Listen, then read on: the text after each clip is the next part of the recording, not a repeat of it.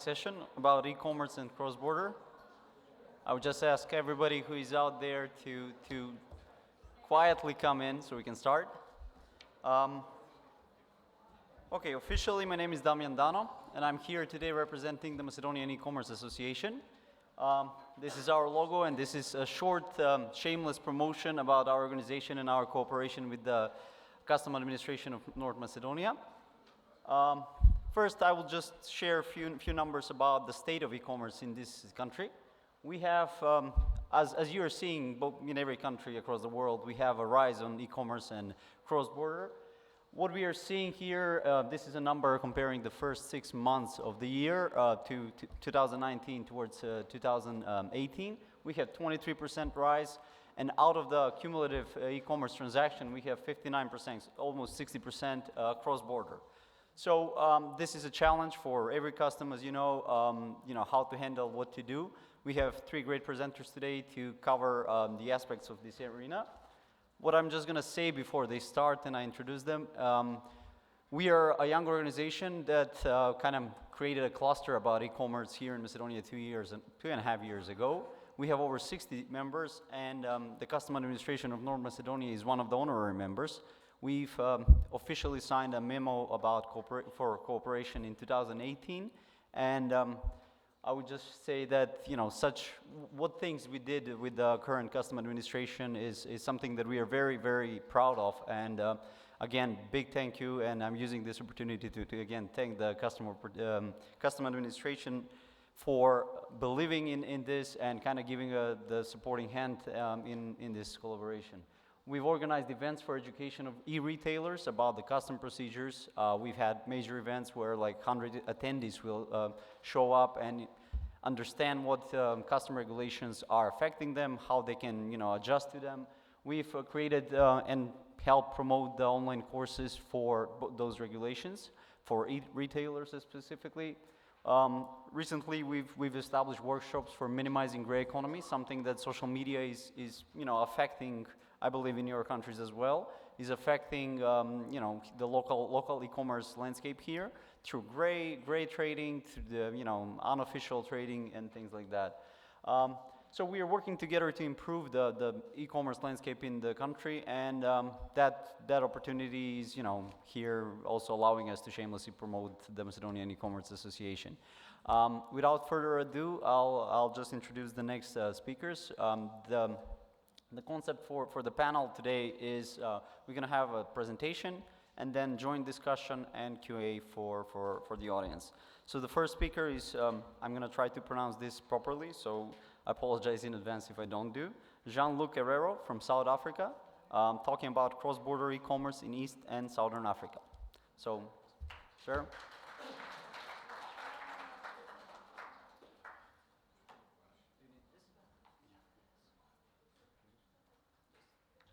Thank you very much for this opportunity. I will speak about the cross-border commerce in Eastern and South African context. In my outline, I will introduce my paper, the methodology used, and the literature review we applied, and then I will go to the application for this case, and then propose policy implication and the conclusion. And as you can see, currently it is a real issue because a multitude of international traders across the world, especially the individuals in this market we are all in, explore online. Everyone now is using internet to purchase, and then for that issue, many countries are involved in, from various cultures. So there is a reward across this border regarding the e-commerce, which provide many opportunities, business opportunities especially, which require cross-cultural, because the language also is an issue. People need to communicate if you use the internet, and then they consider that linguistic issue and the legal knowledge as well from both procuring the way of paying the goods, the services, how it's going to be done using those payment service providers. So people consider that, and the traders gain greater opportunity also to render those services out of the country where they are residing. And also, there is a cross-border e-commerce currently, which report recently, I know just now you say about 23% in 2018 of total worldwide e-commerce transactions, but it's growing. As we can see, it is clear that the challenge also can be transformed into opportunities by making the cross-border e-commerce more beneficial. So there is more knowledge that has been gained over the years regarding that issue of cross-border e-commerce. But there is a concern regarding the traders which are striving to comply with the tax laws. Now, when you speak from the tax authority issue, there is concern there because when you want to collect revenue, you are more concerned about that, the value-added tax people must pay when they buy, the goods and the services. So that is still the issue up to now. It's a big challenge across the world. So this is basically what we are all faced with. But speaking from the tax authority, we look at more where we can collect revenue from this digital economy we have going through. So after that, we just look at the way we should collect this data because it was a little bit challenging on our side to try to see how can we collect this information from our database. So the method used was based, we look at the literature review across the world which were used for the cross-border e-commerce. And also we consider the custom data for these 2 years in South Africa. And then the data set included the variable of interest like custom values. We consider the total duties, the value-added tax amount of that. So after we did that, we also look at first what is going on, as I said again, in the literature review that this was what we managed to get from International Telecommunication Union. As you can see, that in the world currently, you see those two, if we consider America and Europe still leading in the usage of online purchases, so others still far below, especially Africa and the other least developed country. So they are using it, but Europe still leading in that. And then because of that, we are having across the world now the major country which contributing to the advancement of the cross-border e-commerce. Currently, UK is leading, followed by America and then China. Especially for China also, we can see that since its free trade zone started in 2013, opportunity were given to international enterprise to sell straight to Chinese customers at low prices with fair dealing requirement and most importantly, completely legally. Because of that, then most people in China preferred to purchase quality goods straight from overseas. And then that one shows that the purchasing straight from overseas was likewise much lower priced, with import taxes ranging between 60 and 70% imposed on luxury goods. And also, China succeeded in expanding its cross-border e-commerce activities. Traders from the US and Europe, which are facing enormous challenges in stimulating their consumers to compete with China currently. So the same trend is noticed among also the Asian counterpart, where traders prefer to purchase goods from abroad. Now, because of that, we noticed that the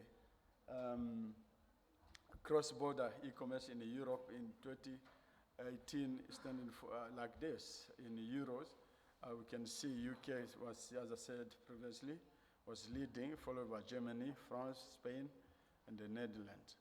So this is basically what is going on currently. Now, because of that also, then we say, okay, let's see now from South Africa point of view, because in the south, how South Africa trade with its counterpart from the southern and the east.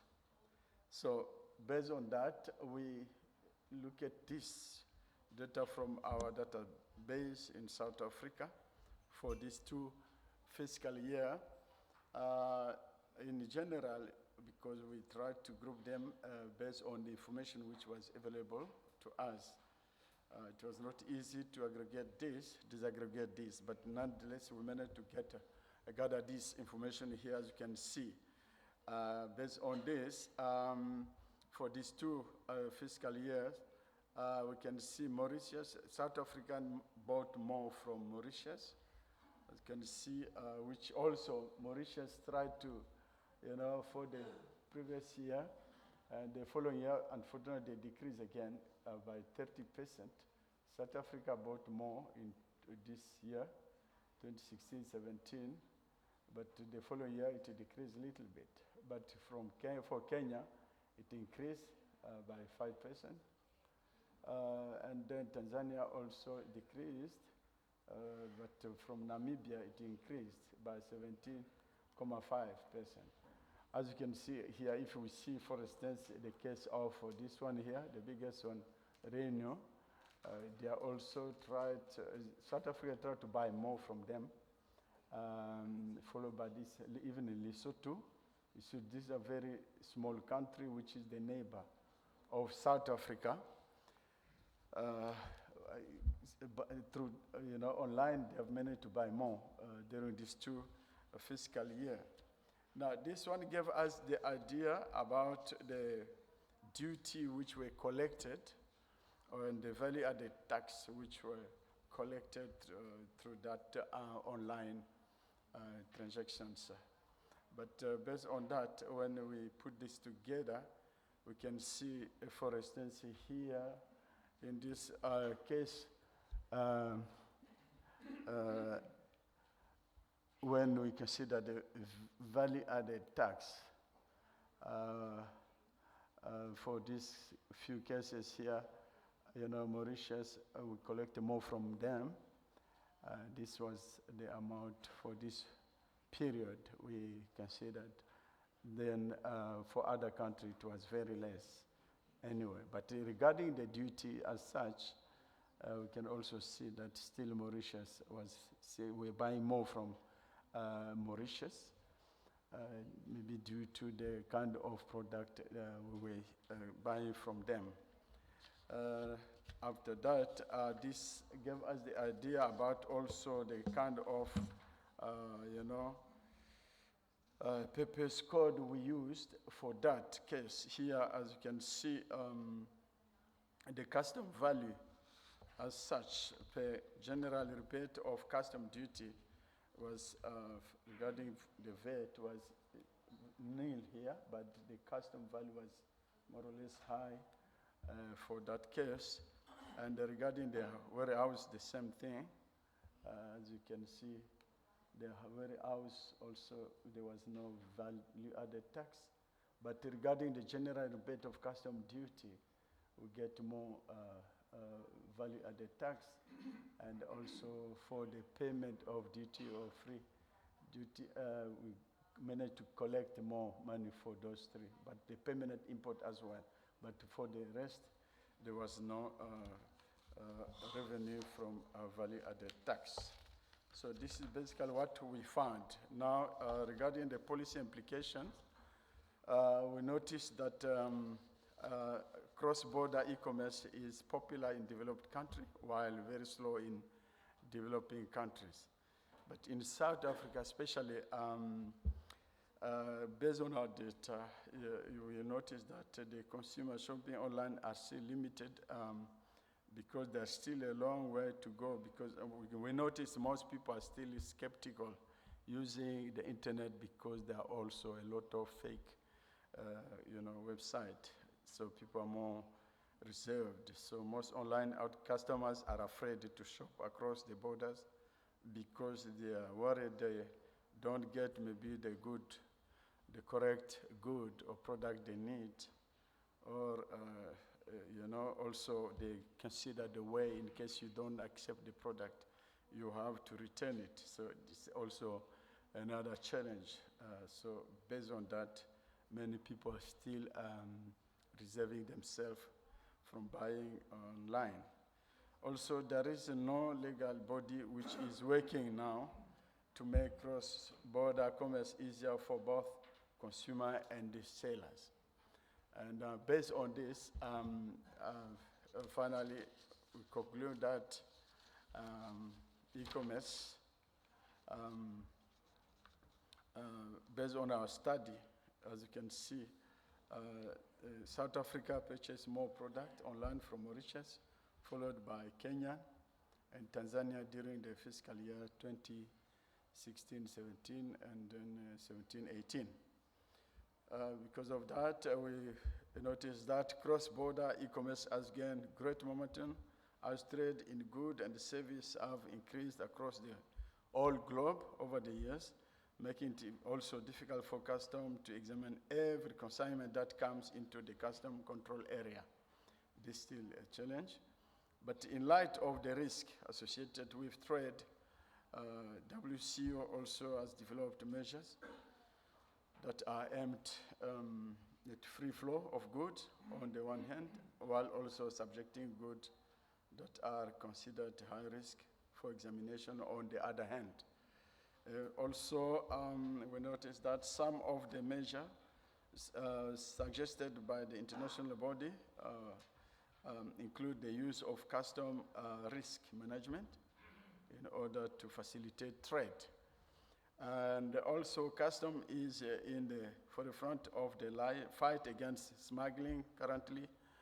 Also, this terrorism, we all know, the fraud and drugs, despite the fact that the proliferation of the business online obstruct the process of international taxation and also the collection of tax revenue in the state. We also conclude that the business online have impacted negatively on the main source of the revenue for especially the government. Still a lot of linkages. The government is still struggling to collect this revenue. Also, they have placed a burden on, because of that, on conventional system of international allocation of the tax base. Now, this has been the result of business online and tax framework development moving at a different pace. Also, despite the fact that the business online has led to a fundamental different situation in the last decade, the qualitative criteria of the permanent establishment has remained fundamentally the same. Now, the biggest economy have also showed that they have showed a great interest in how business online are able to generate considerable revenue, while at the same time being obscure to income tax in the jurisdiction where they are operating. So based on that, we can say simply that there's still a lot of research to do so that especially the government can collect enough revenue from e-commerce sector. Thank you very much.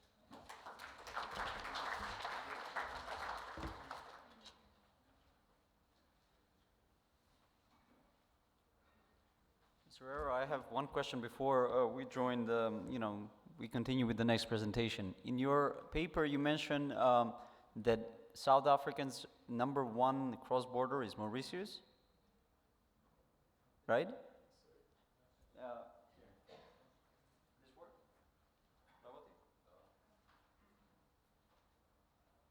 I'll repeat the question. We'll join for a joint discussion afterwards, but I have a question. In your paper, you mentioned that number one cross-border e-commerce trading is South Africa buying from Mauritius, right? Mauritius is 1 million people. South Africa is 56. What is the goods that are bought there? As you can see, normally most of the product, South Africa export more product to Mauritius. But in line is because it's a little bit touristic country for South Africa. Oh, you're including the tourism also in okay, good. All right, that makes sense with the numbers. Thank you. Next we have, again, apologize with the name if I mispronounce, Sadiq Misbao Murtala from Nigeria, talking about evaluation of e-commerce systems in Nigeria, about the state there. So I would invite Sadiq Misbao Murtala.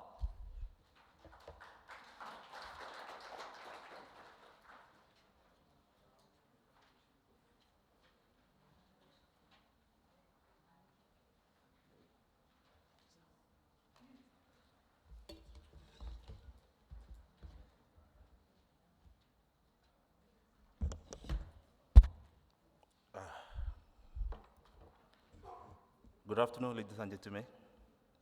I am Sadiq from Nigeria Customs. A Nigerian by birth, human being by nature. First, I would like to thank the WCO PICARD's 2019 team, most especially Scientific Board Committee, for the opportunity. And I would like to thank the Customs Administration, the Republic of North Macedonia, for the warm reception. And equally, we would like to thank the Comptroller General of Customs, the Nigeria Customs Service, Colonel Ibrahim Ali, for their support with his entire management team. Without their support, I may not be able to make it to Skopje. I thank you for that. I'm here to talk about implementation of e-commerce system. Evaluation of e-commerce system in Nigeria, implementation and challenges. Oof. This is not my paper?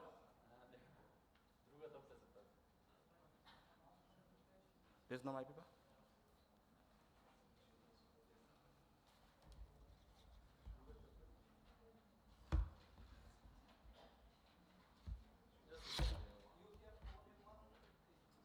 No?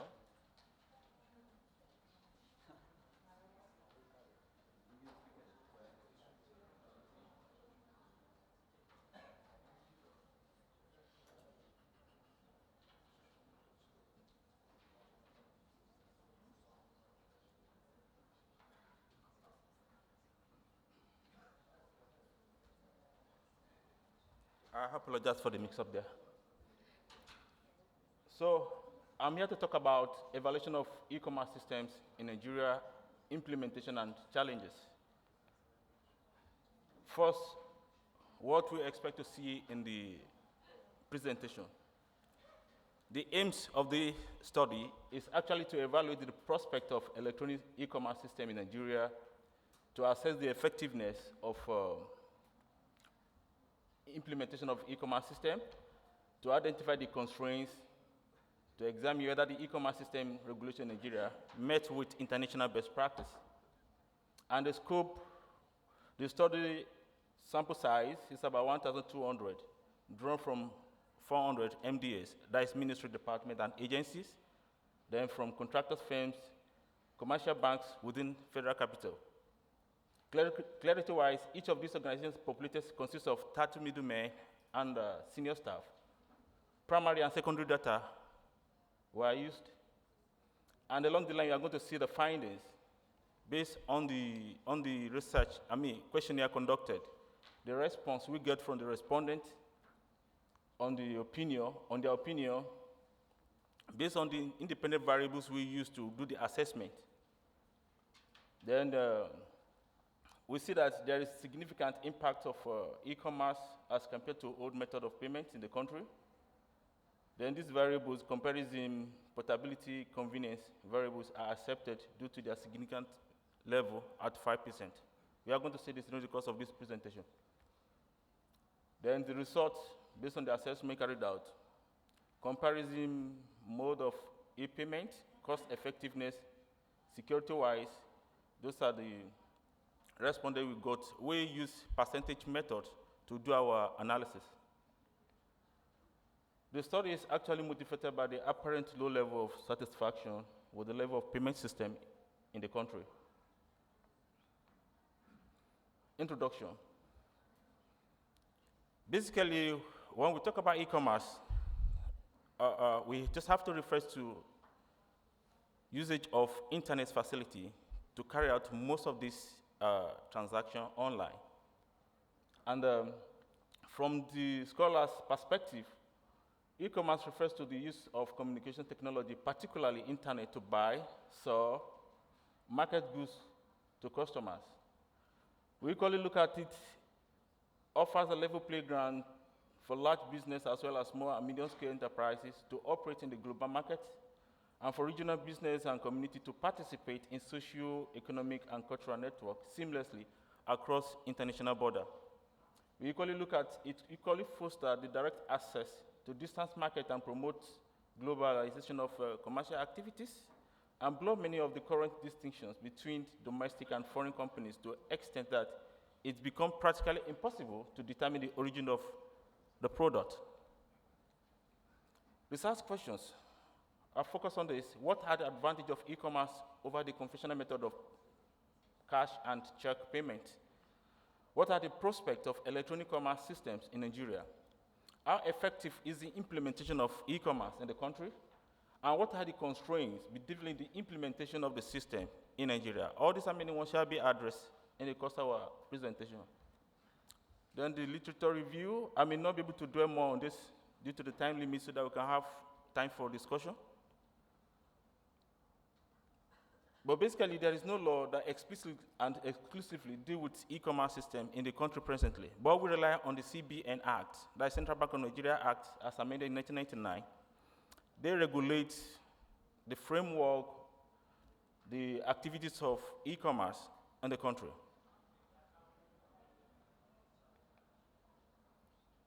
I only want to talk more about this. Fine. The state of e-commerce presently in the country. Nigeria, everywhere we've implement cashless policies, which transmits that the country now has fully implement e-commerce system. Basically, people doesn't move around with cash these days. Everybody prefer to shop online using their MasterCard, using a mobile banking system, using their internet facility at the comfort of their zones. So we examined user acceptability and problems of electronic retail payment system in Nigeria, and find that cash usage is still very high in Nigeria, despite effort of CBN towards the adoption of electronic payment system. So people still prefer carrying cash around, which is very wrong for the e-commerce system implementation in the country. And CBN are fighting this on a daily basis to address the issue of people moving with the cash. Then we look at the challenges of e-commerce system in the country. Basically, we have inadequate power supply. Cybercrime, as my colleague from South Africa customer equally said, people are afraid of using their MasterCard to shop online because of a lot of fraudulent activities. There's a popular name they call that in my country. I don't know that you're aware, Yahoo boys. If those guys should have a clear of your card, then everything in your account, you will just be on your, at your comfort of your home, receiving a alert that someone is in South Africa or someone is in USA using your card to shop online. And you'll be wondering, how manage? You go to your bank to complain, and they must have told you that, oh, sir, you must have compromised in your PIN code or in your MasterCard PIN numbers. So cybercrime has always been the major problem of e-commerce system. Then shortage of critical technology infrastructures, lack of social cultural support, and absence of regulatory framework that are required to operate seamless and effective electronic payment system. In the same way, we examine the challenges, benefits, and policy implications of cashless banking in Nigeria, and found that the shift towards a cashless Nigeria seemed to be beneficial, though it comes with high level of concern over security and management of cost savings resulting from its implementation. Then we look at the classification of e-commerce system. We have domestic and we have international. Domestic meaning that if you are using your card or you are using your electronic device to purchase goods or service online, an e-payment transaction is considered to be domestic where one of the originator bank or the beneficiary bank or both are located within the country of currency. But when the payee and the authorized dealer bank are in overseas or across the border, then it becomes an international transaction. What are the channels of e-commerce system in Nigeria? Basically, these are some of them. They are still, on the daily basis due to the emerging trend in e-commerce. So the authorized dealer, that is banks dealer, they are on their toes, devising a means of addressing some of the challenges. So we have financial service kiosk, internet banking, payments by debit or credit card, point of sales, automated teller machines, automated clearinghouse, real-time gross settlement, direct debit or deposit, biometric, the electronic networks, EPN. All these are channels presently we adopt in the country to carry out e-commerce system. Then you look at the mode of payment in Nigeria.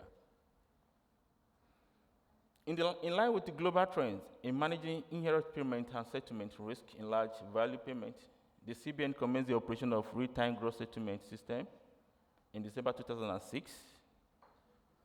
The system interfaces with the core banking application 24 hours and had all the deposit, money bank, and discount house direct participants. The system allowed the participants to perform a number of transactions from their offices electronically. So, payments mode in Nigeria, we have cash payment, and we have check, then we have standing order. All these are conventional, but since we are implementing the e-payment, gradually this mode of payment will start disappearing. But I doubt it if we can actually achieve that completely, because Nigerians still prefer to use cash. Then, the business of the day, which is our data and methodology use. The study employed both primary and secondary data to achieve its objectives. The secondary data is derived from library documents, publications, internet, and relevant materials to the research. The primary data was obtained from questionnaires as designed using CS Pro and interviews.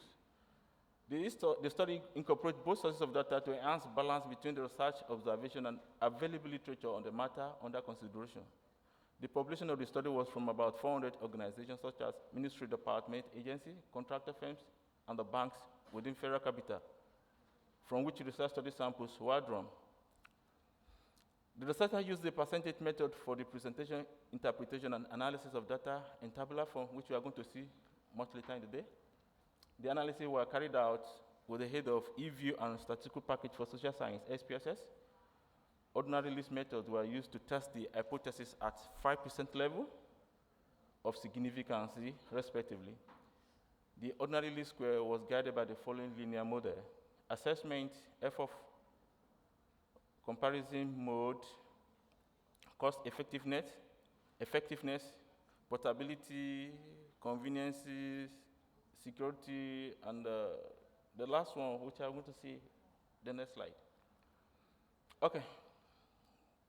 The definition of some of these models we use. Our assessment is actually our dependent variables, while the others are independent variables, and we use linear regression to do our analysis. Why do we use linear regression? This is because we want to measure some of these independent variables, and there are more than one. So in statistical language, we use regressions when you are testing for 2 or more independent variables. Result and discussion. The section, let me see from the table. 49% agree that, strongly agree. Then we have agree 40%, undecided 6. We want to test or we measure the comparison between e-commerce and old method of payment. And based on the questionnaire carried out, responses we get from our respondents. 49 agree that the mode of e-commerce is likely more better than conventional method of payment. 40 agree, 6 of them disagree, then we have others that disagree, which is 5%. Then we measure the mode of e-commerce to contractors.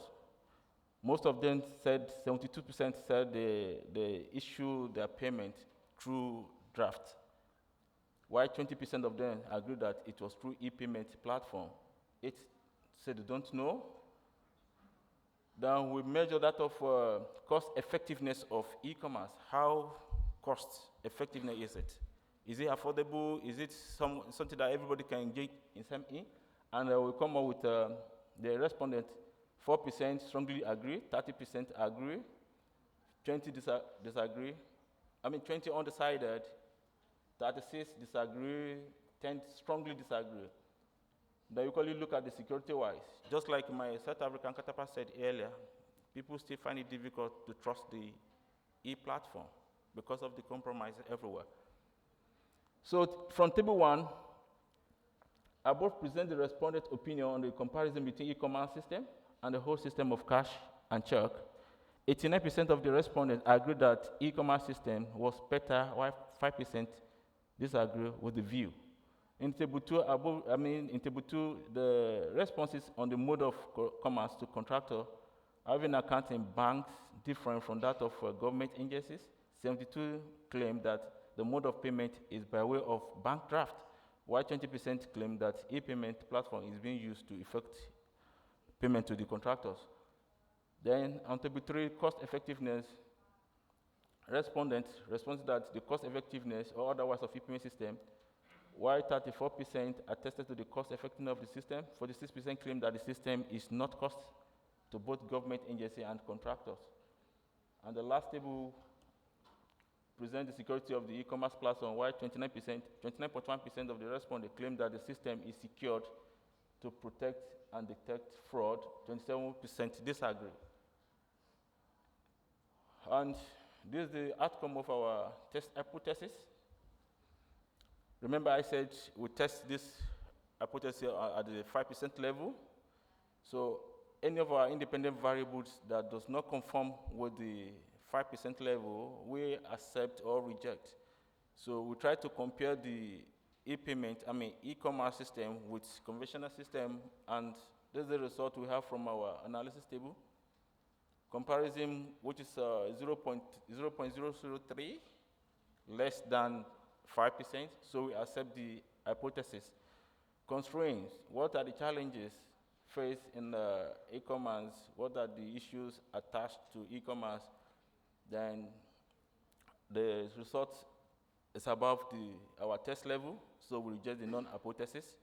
Convenience, how convenient is it to use the e-commerce platform? 0.097, which is within the range. We accept the hypothesis. The cost effectiveness of e-commerce platform, we reject it because it's higher than the test 5% level.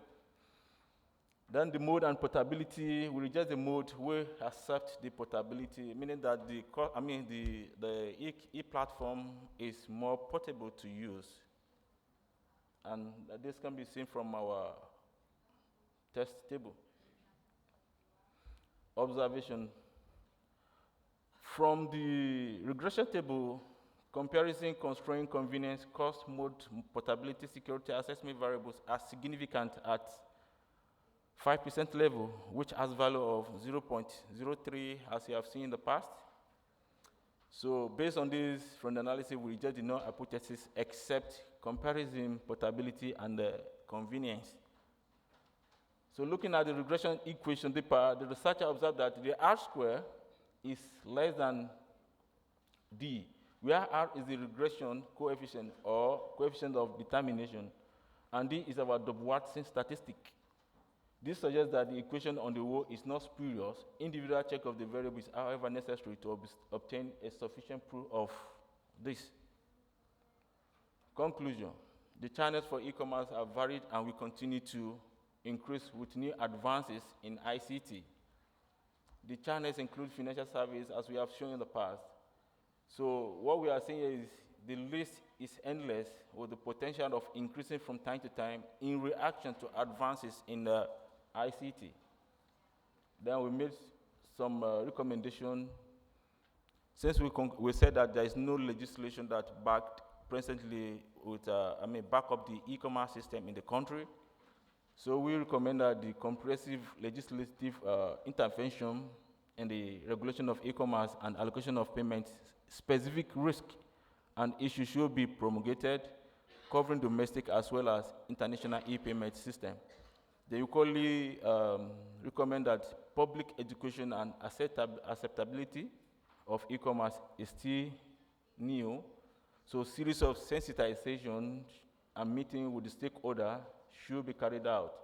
The bank and other stakeholders must be educated and informed of the need to consolidate efforts to make e-payment successful in the country. Then monitoring and compliance, probably by the Accountant General Office, is equally recommended. Then seamless integration between government and e-payment system should be sustained. Improved payment infrastructure should be looked into as well. Then regulatory authorities should ensure that all service providers who have been licensed to use some of these e-commerce facilities should go to the market and start using them. Then improve both logical and physical security on the payment system should be as well addressed. We use some of these references to carry out our study. I thank you for listening. One question, if you can, while you're here. This is working, right? Can you try this one? No, I'll use this one. So a question regarding, in September 2018, I'm going to yell this. In September 2018, Nigeria and China signed an agreement about boosting international e-commerce, meaning boosting cross-border e-commerce. Has that created a problem for the Nigerian customs, meaning more orders, or that hasn't really worked well out yet? Are you familiar with that or not? Let me first and foremost make this remark.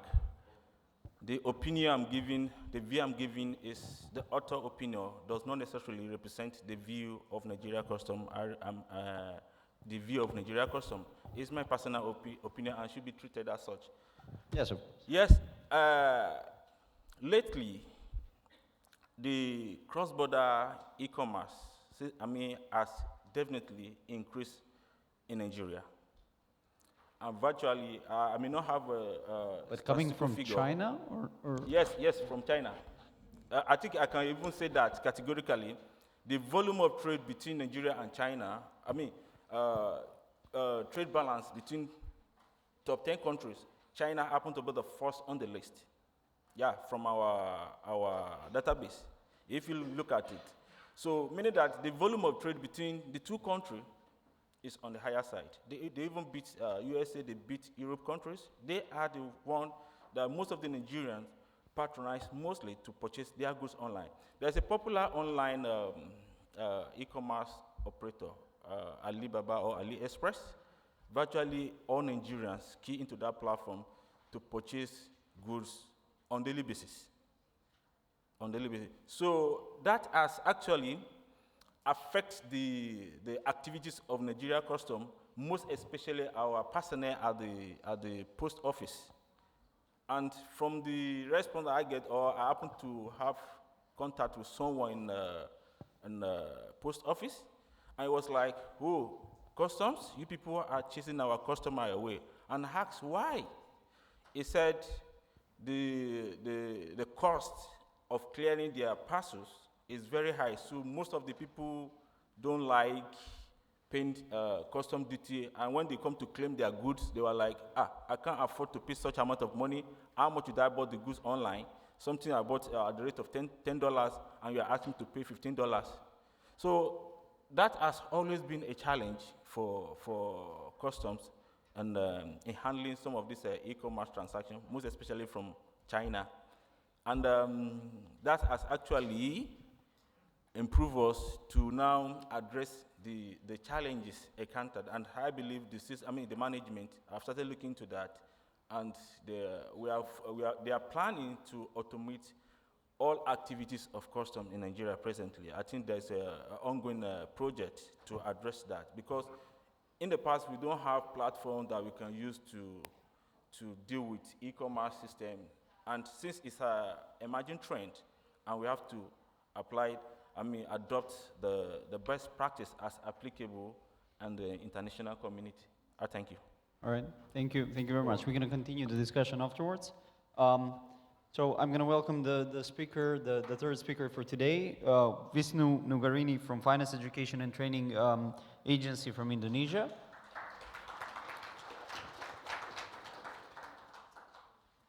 Her presentation is about analysis of cross-border e-commerce. So.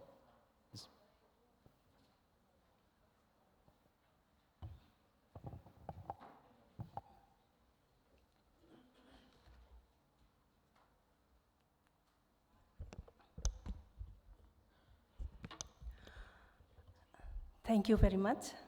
Assalamualaikum warahmatullahi wabarakatuh.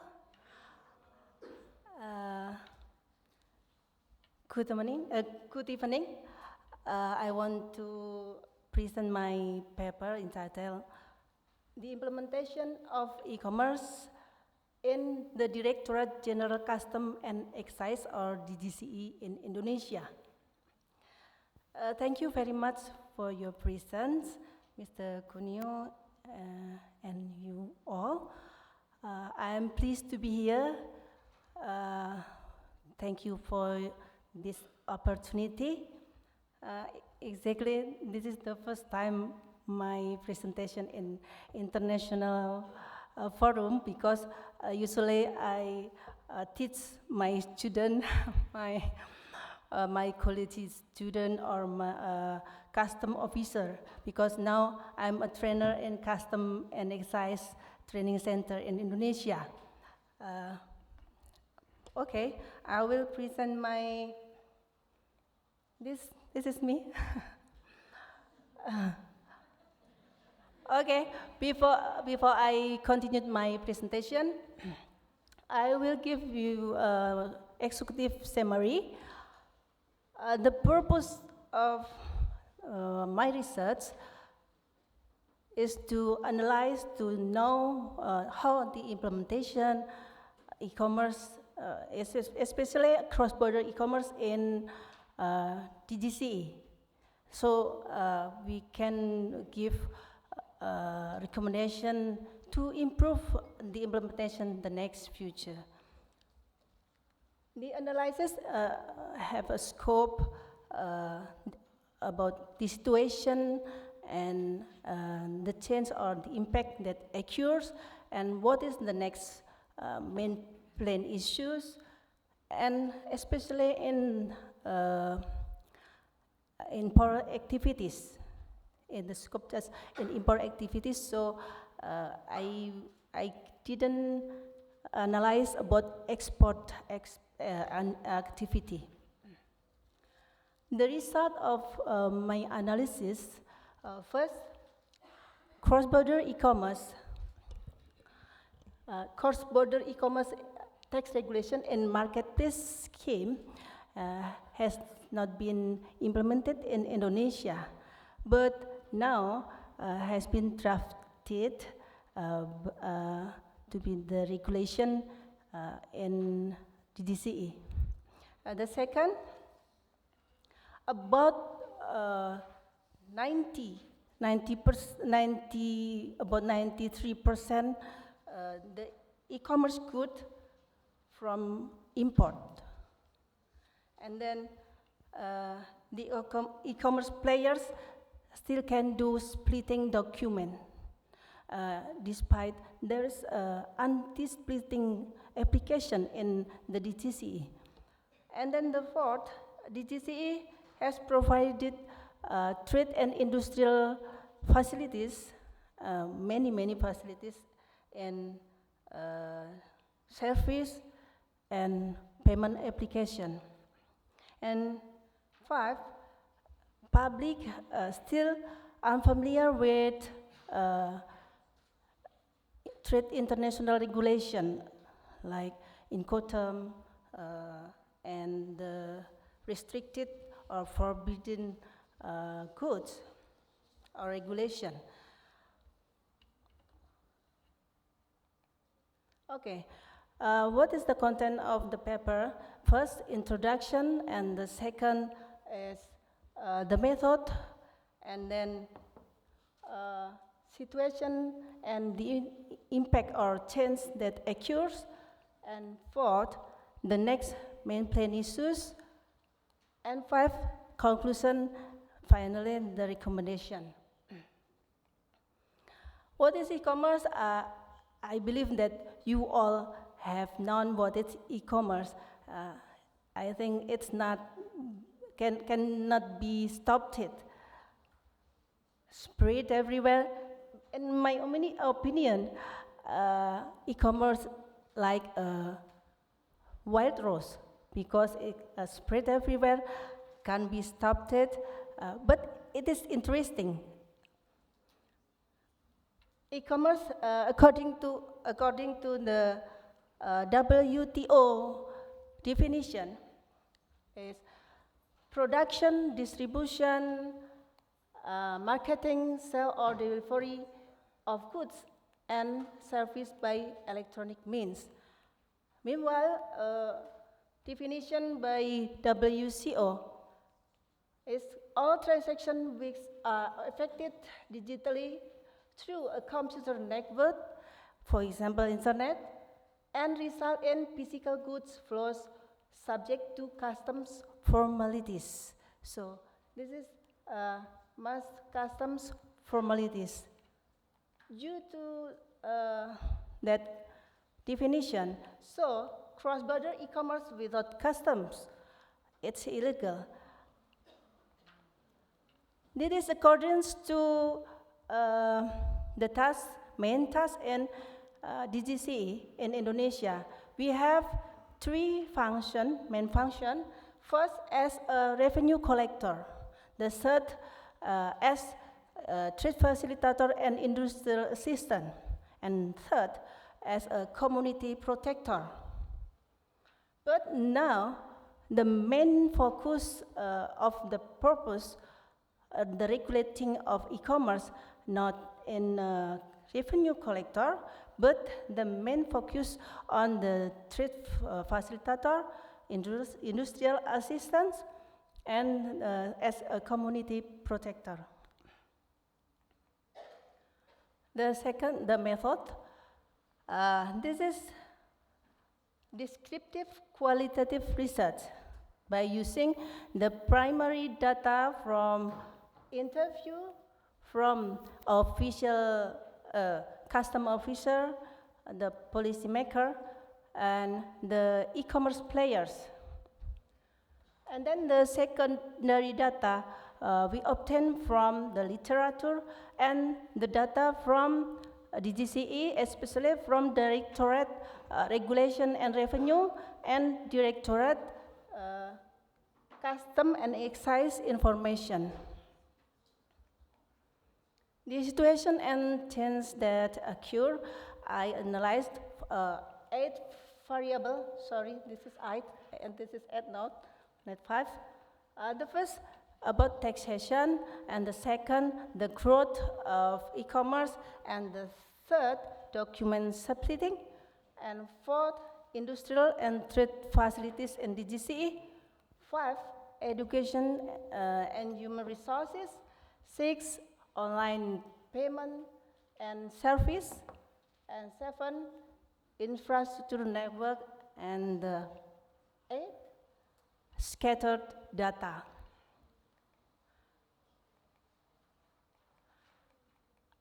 For taxation, exactly in Indonesia, we have known about e-commerce and internet since 1994, but it's for a long time,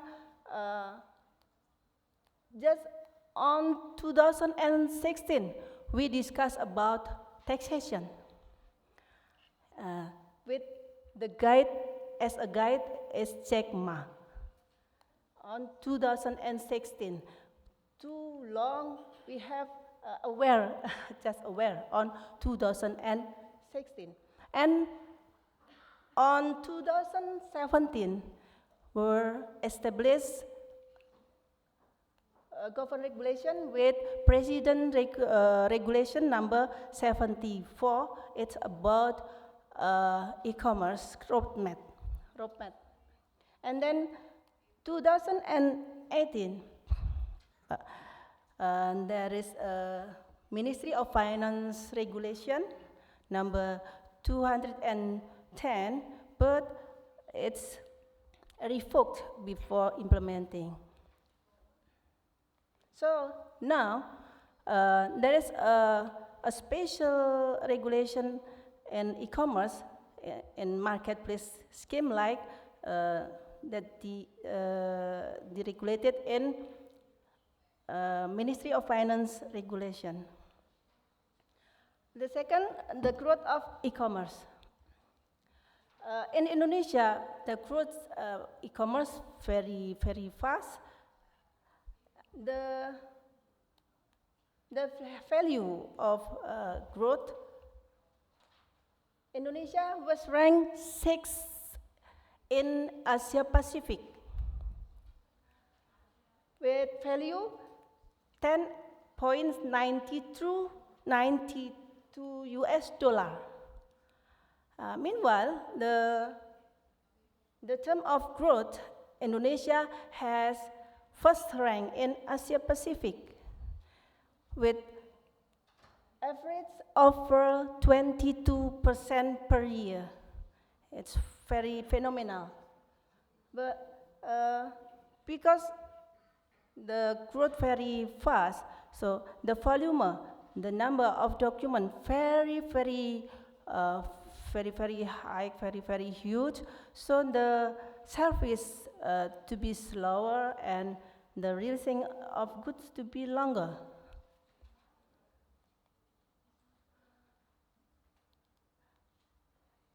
This is the volume consignment of e-commerce from CESA. CESA is the applications in DGCE, Customs and Excise Information Application System application. From this chart, we know that the volume in import value increased per year with transaction value 448.5 million US dollar, and the trend per month 7.54%. Meanwhile, the number of documents so increase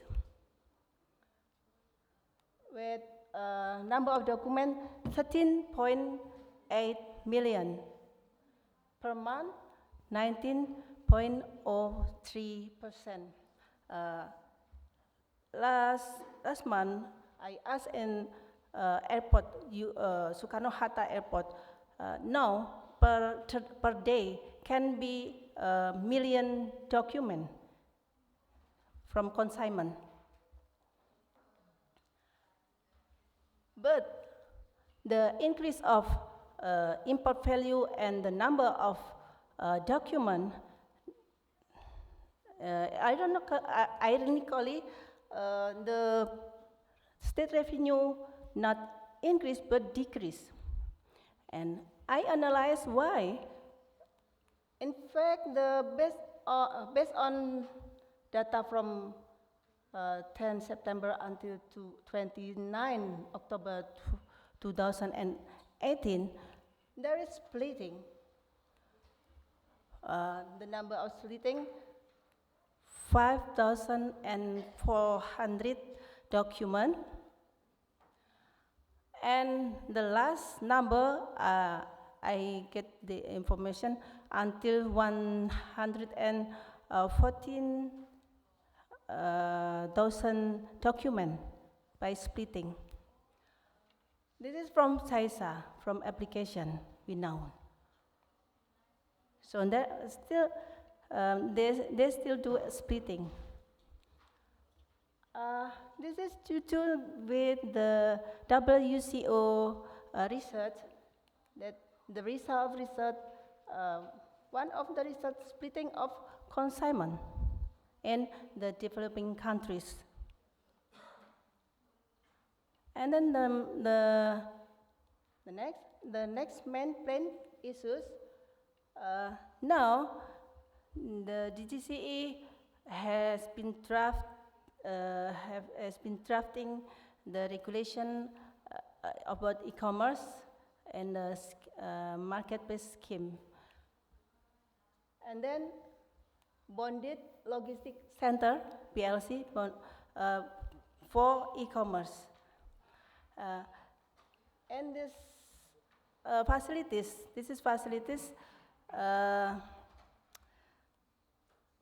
for the inspection from the airport or from the seaport. There is no inspection.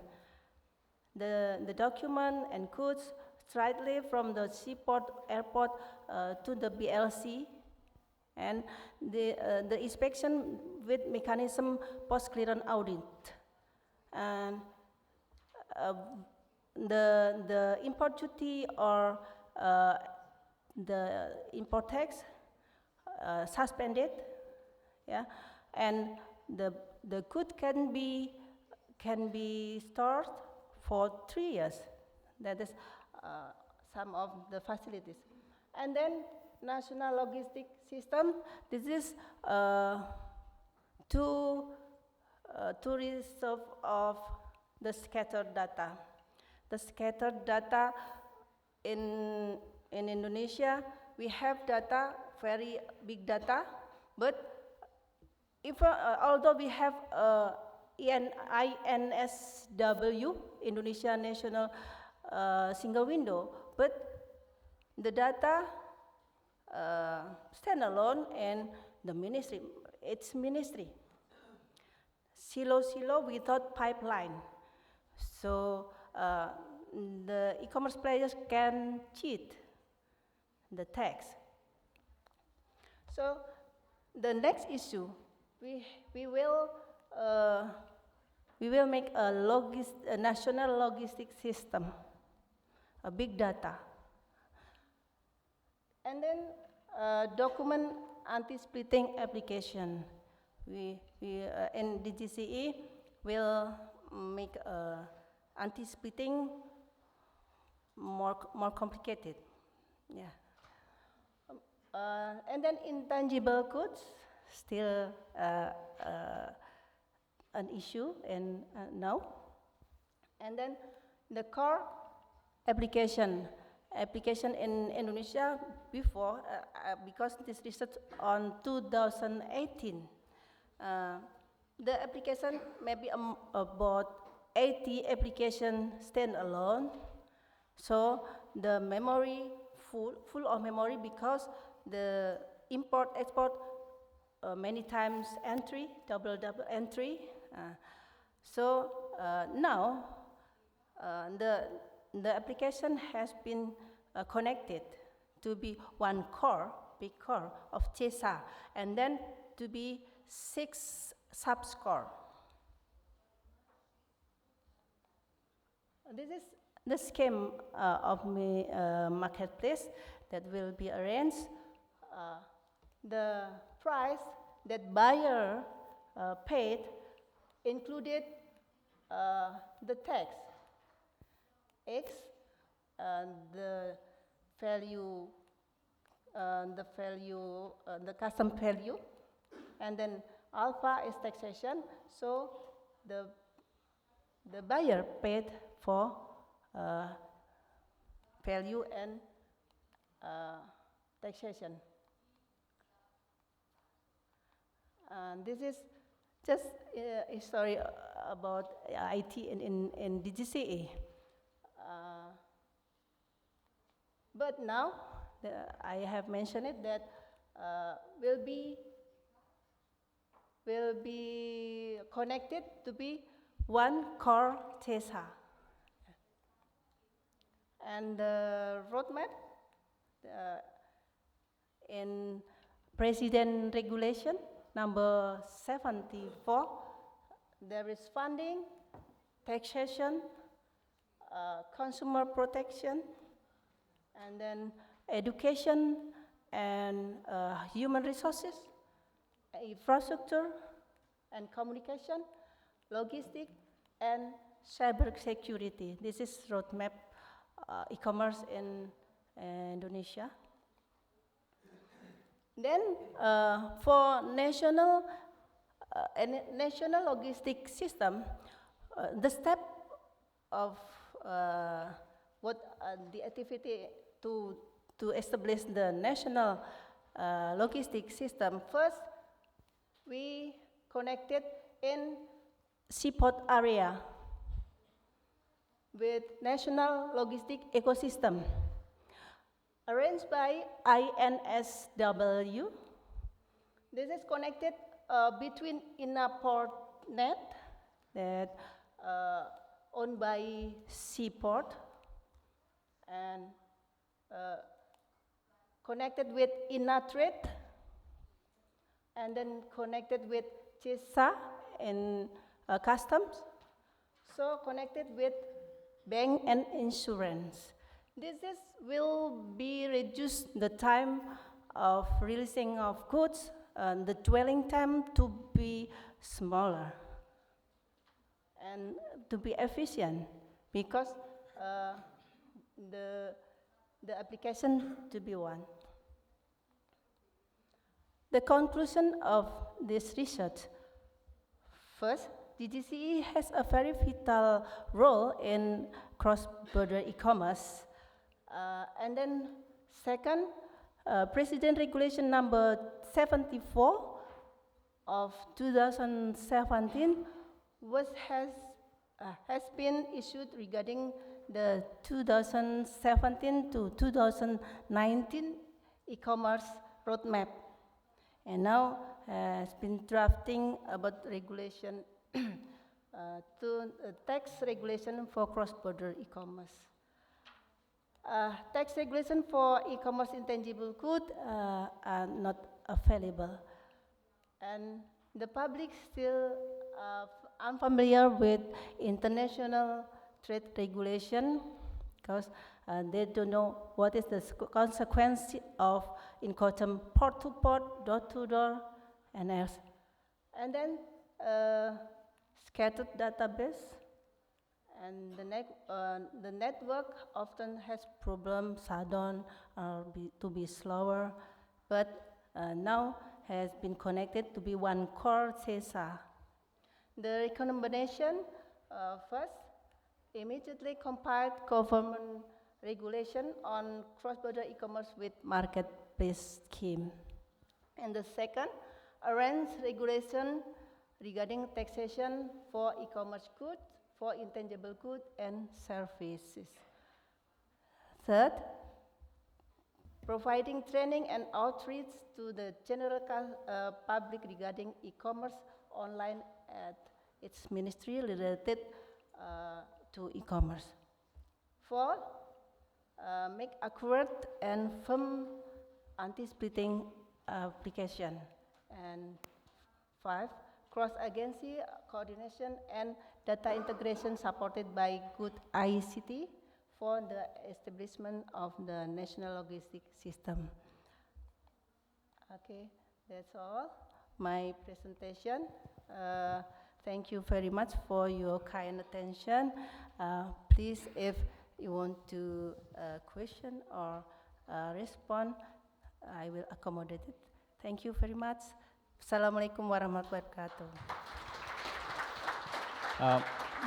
Stay for a second. I have a question regarding, on multiple occasions in your paper you mentioned taxation on cross-border. Are you referencing only taxation on cross-border e-commerce, or are you also going to apply that tax to e-commerce, domestic e-commerce? Is the tax going to be only for imported goods or exported, or is just going to be for any e-commerce? No, just import. Just import. So it's going to be additional tax on top just for the import, right? Yeah, just for import goods. All right. Thank you. Thank you.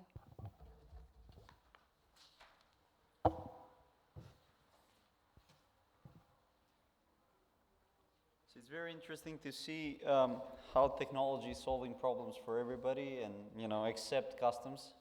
In a sense, it's the rise of e-commerce and technology and adaptation is creating problems for processing and finding all that. Making clearance faster, assuring things. So I'm going to invite the three participants to join. I have a few more questions, and of course, if anybody else can share any input regarding these questions, I will invite them to do so. So like I said, the cross-border e-commerce is creating problems and challenges. Let's call them challenges for the customs organization globally. Do the speakers, this is a question for the speakers initially, but like I said, please do join the discussion. Do you see any best practices how you can in the next 2-3 years, let's look at short term, the e-commerce is going to continue to rise. So it's going to continue to, the cross-border is going to happen, globalization is happening everywhere. Is there any best practices how the customs should adapt to this trend? Should the resources be implemented? What kind of resources?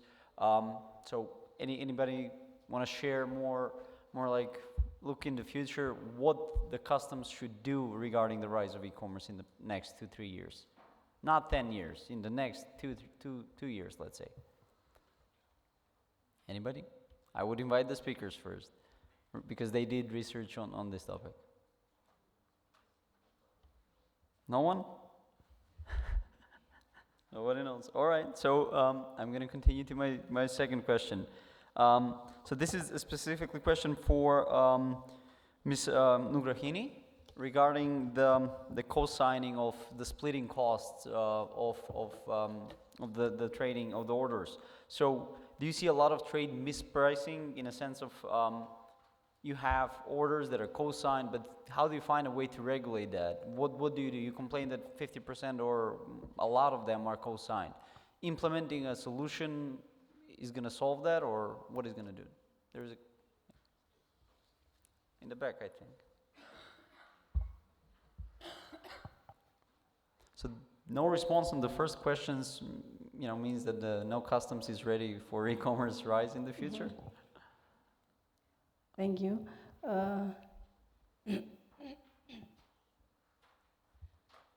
To manage the mispricing. Yeah, regarding the mispricing, and it affects the co-signing also. How do you deal? What is the best practice to deal with such trend? Yeah. The first by technology,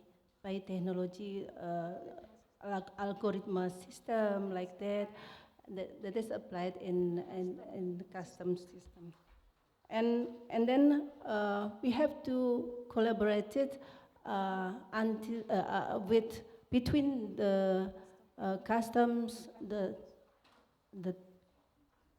customs collaboration between the customs, right? The custom with the tax institution and the trade ministry and else. Like I mentioned before, that we will make a national logistic system that will be a big data. It will be a blockchain, I think. This is blockchain. Blockchain. All right, Blockchain. That's advanced. Yeah, I think this is to counter what is that? The fraud and else. Is the Indonesian customs experimenting with blockchain, or is that not something? Not yet. We will. Not yet. We will make it. All right, that's brave. All right, thank you. There is one more response here.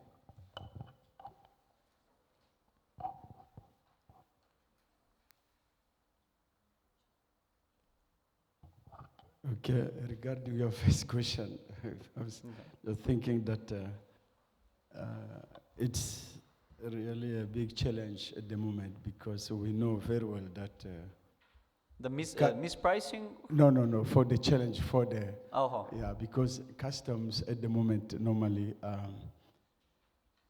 is in the forefront of the fight against, we all know, smuggling, terrorism, all this, fraud, drugs, despite the fact that we have seen the proliferation of the business online, especially, because that's where is the issue which obstruct really the process of international taxation.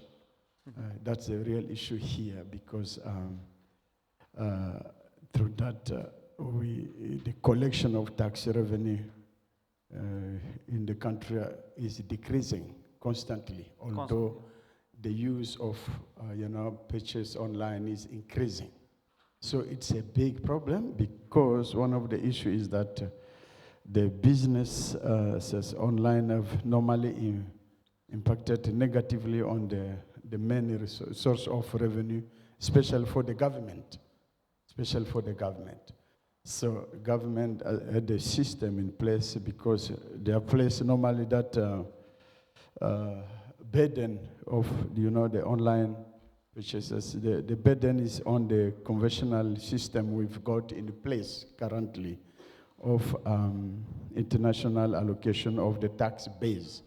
We all do have the same base, but now because of that, now this has been effectively the result of businesses online and tax framework development moving at a different pace, because even though the business online... The business sector is moving faster than... Yeah, so that's the challenge. Now, because of that, now you see it's going to take longer for the government to catch up, while this one is going exponentially, and then the government is trying its way, because when come with the international, we need first agreement with the neighbors.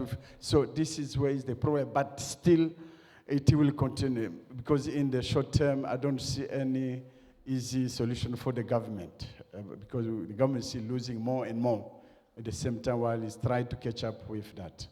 So that could be my... Is the technology answer to finalize, getting that catch-up smaller to... technology implementation in the customs office? But I was laughing because in your comment you said technology has helped everybody except customs. Yeah. So I agree with you. So this is the challenge. A follow-up question for you, Mr. Herrero. In your paper, you mentioned African Continental Free Trade Area as being something that is being implemented. Is that implemented or to be implemented, and how that is going to affect e-commerce, or is affecting if it's already implemented? Yeah, they are trying, maybe I put it so hardly there, but they are trying to implement that, the free trade. Also, it's not yet implemented. No. African Continental Free Trade Area, right? It's not yet implemented. Oh, it's the free area, because if we are taking the context of just SACU, South African Customs Union, that one is free, but it's extending toward the east and then the south. Remember, because I consider two countries, okay, two regions, the eastern and the southern. So there are still some of them where they need the free trade, but it's in the process. But with those which are already free, it's true they are trying to at least to resolve the problem, of taxation between the two countries. When it comes, especially in the taxes come in as a problem again. Yeah, in the importation especially, that's where. South Africa. Import, not the export, right? No. We focus on the import, especially where South Africa import, then try to impose the duty there to collect at least a tax from that. Yeah. Thank you. There's another respondent. So in the U.S., I don't know, some of you all might know this already, is that the U.S. Customs has a de minimis level on e-commerce shipments, which means we can import up to $800 per day, per person, that is duty-free. So perhaps some of these customs, customs that are here, maybe they could try to implement that. Should increase the No, we have a de minimis level anyway in the US of $800 per day, per person. So, and it's all duty-free. So we want to facilitate e-commerce and not restrict it. So perhaps this is a model that some of the countries could look into and perhaps follow. It's called the Section 321. Section 321. Yeah. All right. Question, if nobody wants to add to that, sure. There's another respondent in the back.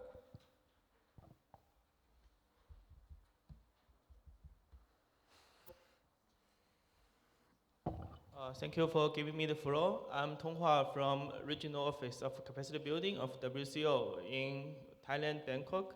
So you're asking us about what's the future for customs. So I want to share some experience and information. Not the future, just to clarify my question, is how to handle the future of e-commerce, which is going to Yeah. happen more and more and more. Yes. So I want to just share some basic information in AP region.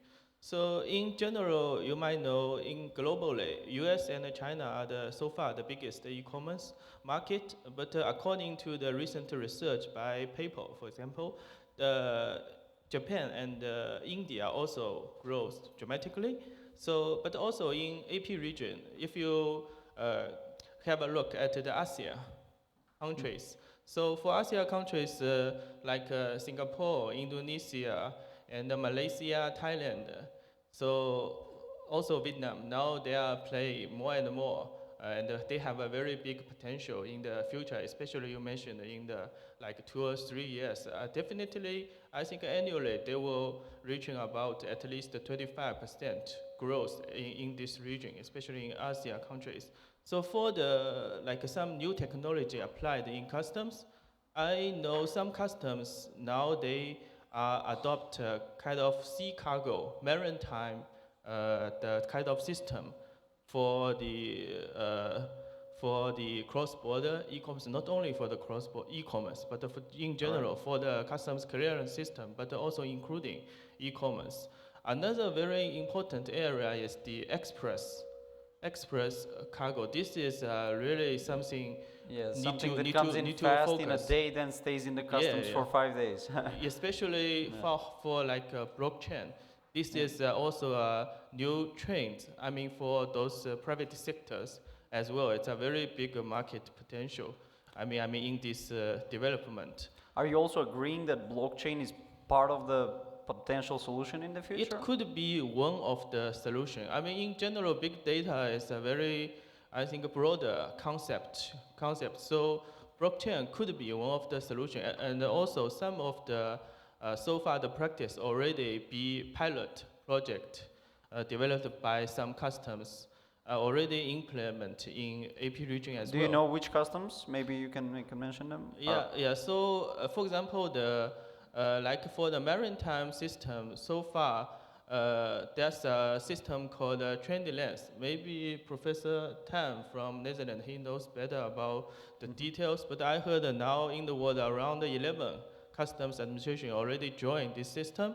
It's a blockchain maritime mainly container system to exchange information.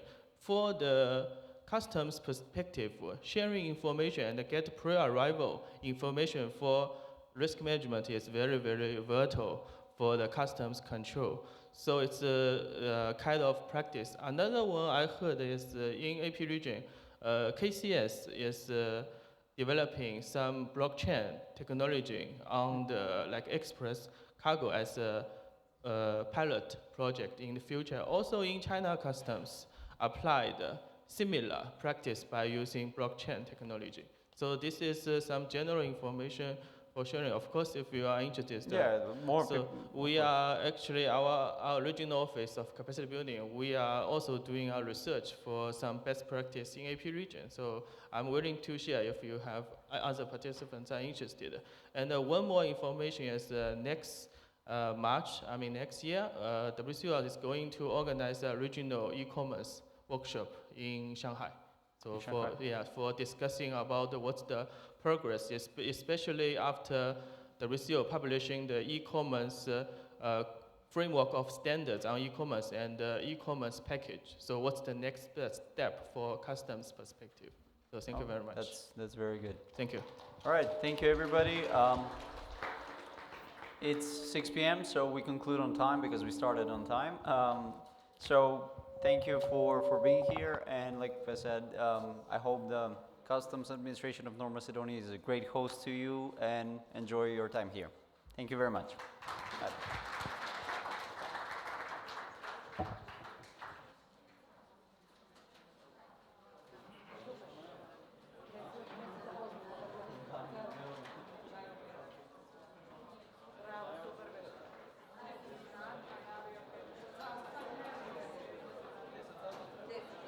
And there is just one more announcement for tomorrow. I think I'll be doing Zlatko's job right now. Tomorrow the conference starts at 10 a.m., right? So, yeah, instead of 9.